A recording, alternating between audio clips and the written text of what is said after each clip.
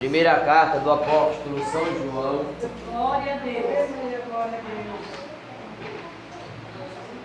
Deus. O capítulo é o de número 1. Versículo de número 5, 6, 7 e 8 e 9. Aleluia. Primeira carta do apóstolo São João, capítulo é o de número 1, versículo 5 a seguir. Amém? Está escrito assim: e esta é a mensagem que dele ouvimos e vos anunciamos, que Deus é luz e não há nele trevas nenhuma. Se dissermos que temos comunhão com ele e andarmos em trevas, mentimos e não praticamos a verdade.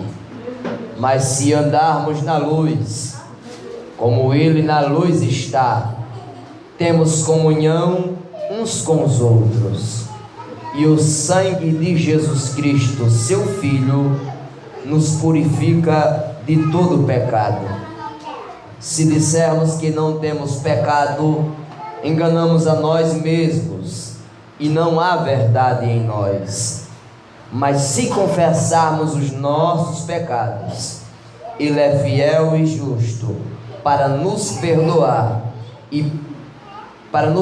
os pecados e nos purificar de toda injustiça. Amém?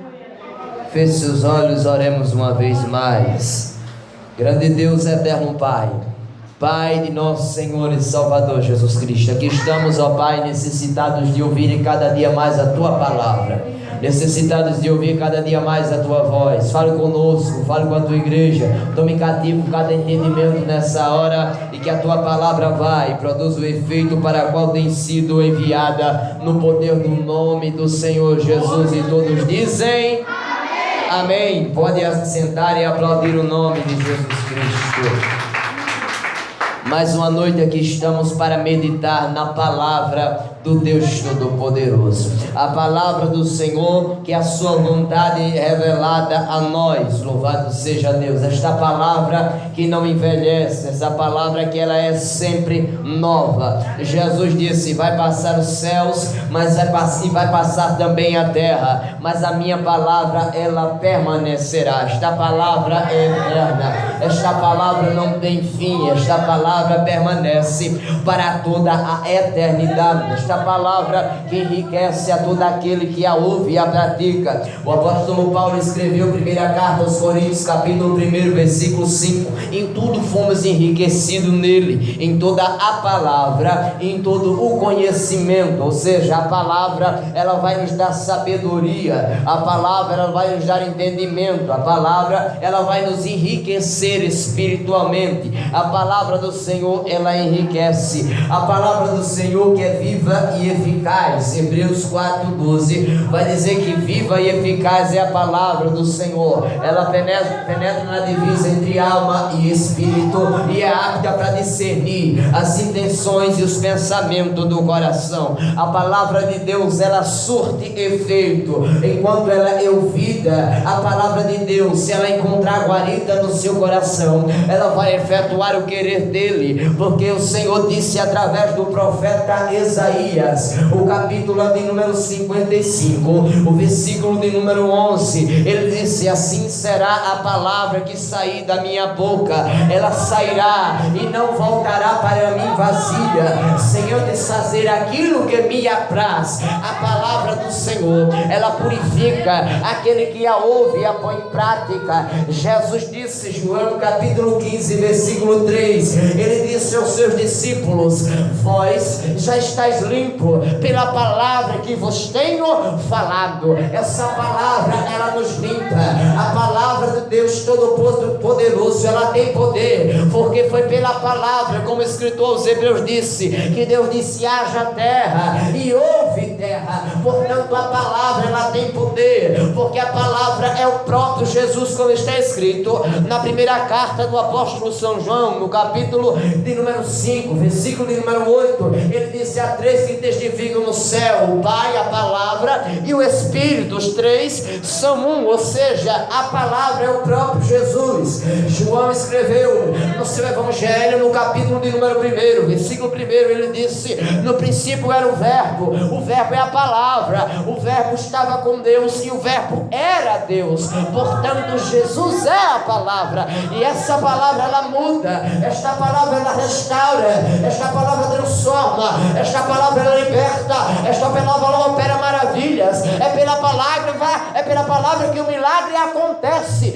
porque Jesus ele estava caminhando por Jerusalém, e um certo servo, um certo senhor, melhor dizendo, de um servo, e foi até Jesus e disse: Senhor, o meu servo está terrivelmente doente, eu preciso que o Senhor mande apenas uma palavra e ele será sarado. Pela palavra há libertação, pela palavra há um milagre acontece, pela palavra há transformação, porque tudo acontece pela palavra.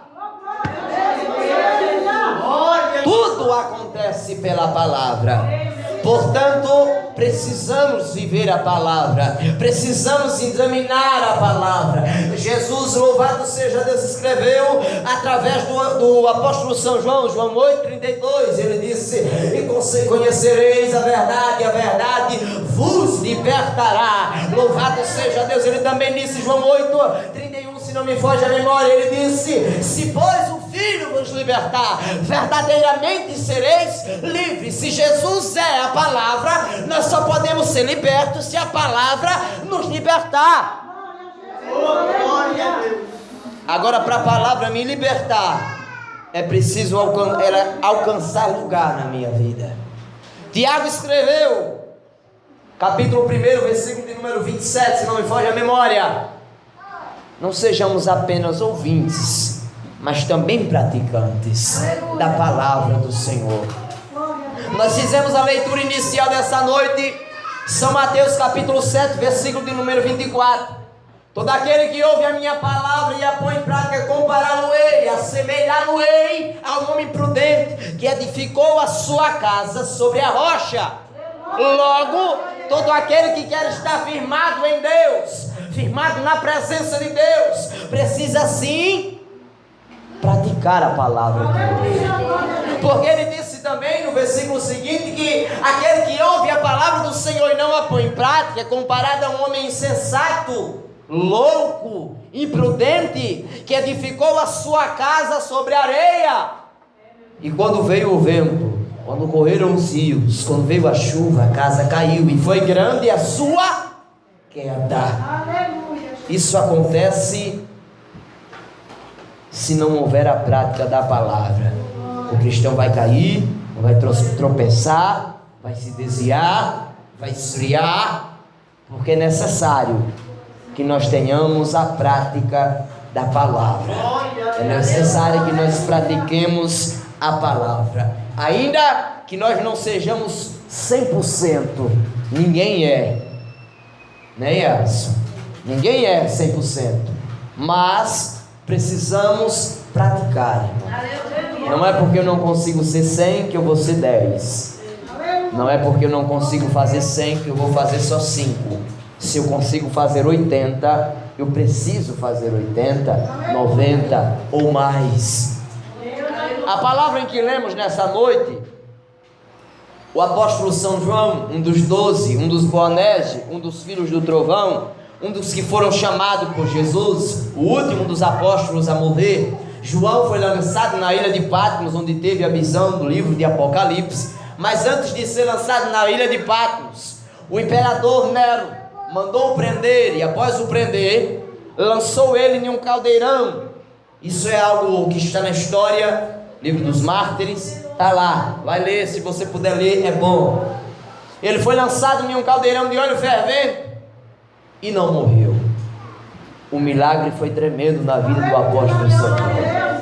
Lançaram ele dentro de um caldeirão de óleo fervendo e ele não morreu. Deus não permitiu que ele morresse. nem queimou, nem teve nada, porque o que estava dentro dele era mais quente do que o que estava naquele caldeirão.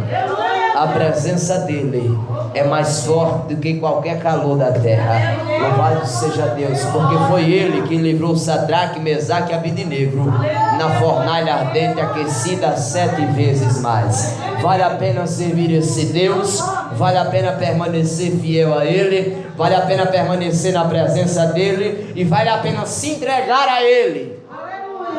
A mensagem que lemos, o apóstolo São João, ele escreveu: esta é a mensagem que dele ouvimos. Dele quem? De Jesus. E vos anunciamos que Deus é luz e não há nele trevas nenhuma.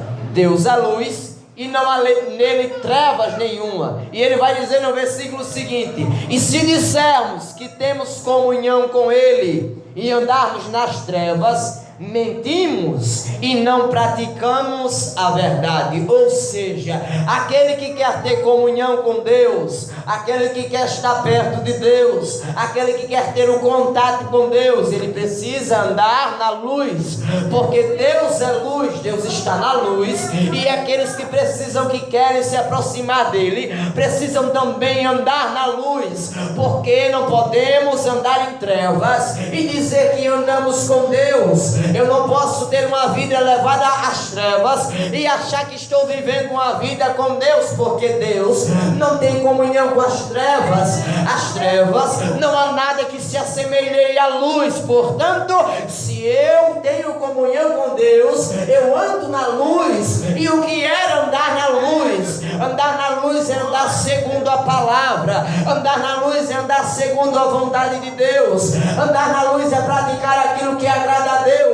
Eu não posso dizer que sirvo a Deus e levar uma vida regada à droga. Eu não posso dizer que sirvo a Deus levando uma vida roubando ou praticando aquilo. Louvado seja Deus.